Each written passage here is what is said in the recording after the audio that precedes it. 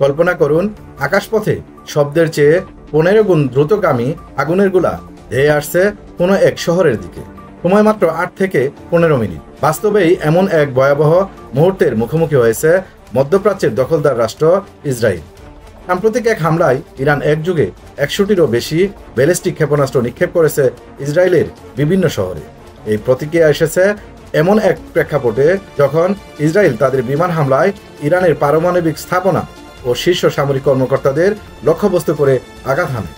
এত বিশাল সংখ্যক ক্ষেপণাস্ত্রের কিছু অংশ ইসরায়েলের আকাশ প্রতিরক্ষা ব্যবস্থা দ্বারা প্রতিহত হলেও বহু ক্ষেপণাস্ত্র তেল আবিব সহ গুরুত্বপূর্ণ এলাকায় আঘাত হানে। এতে প্রাণহানি ও বড় ধরনের অবকাঠামোগত ক্ষতি হয়েছে বলে জানা গেছে। যুক্তরাষ্ট্রের গোয়েন্দা তথ্য অনুসারে ইরানের হাতে বর্তমানে রয়েছে মধ্যপ্রাচ্যের সবচেয়ে বড় ব্যালিস্টিক ক্ষেপণাস্ত্রের ভান্ডার, যার সংখ্যা 3000-এরও বেশি।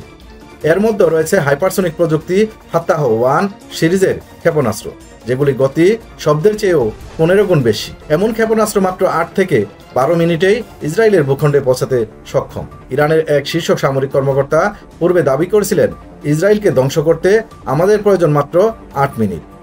বিশ্লেষকরা মনে করছেন, এই বক্তব্য মূলত ইরানের হাইপারসনিক প্রযুক্তির দিকেই ইঙ্গিত করে। সামরিক দিক থেকে বিশ্লেষণে উঠে এসেছে, ইরান গত 3 দশকে গড়ে তুলেছে একটি সুসংগঠিত ও আধুনিক ক্ষেপণাস্ত্র কর্মসূচি। তারা ব্যবহার করছে স্বল্প, মধ্যম এবং দীর্ঘ পাল্লার মিসাইল, যেগুলো আকাশ, স্থল ও জলপথে নিক্ষেপ উপযোগী। বিশেষজ্ঞরা বলছেন, এই মিসাইলগুলোর গতি এতটাই বেশি যে সেগুলোকে থামানো বিশ্বের উন্নত আকাশ প্রতিরক্ষার ব্যবস্থার পক্ষেও কঠিন হয়ে পড়েছে।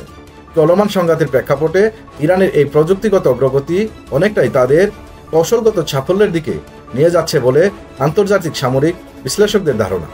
এই সংঘাতে ইরানের দ্রুতগতির হামলা কৌশল এবং হাইপারসনিক মিসাইল প্রযুক্তি আন্তর্জাতিক নিরাপত্তা বিশ্লেষকদের মধ্যে নতুন করে উদ্বেগ সৃষ্টি করেছে।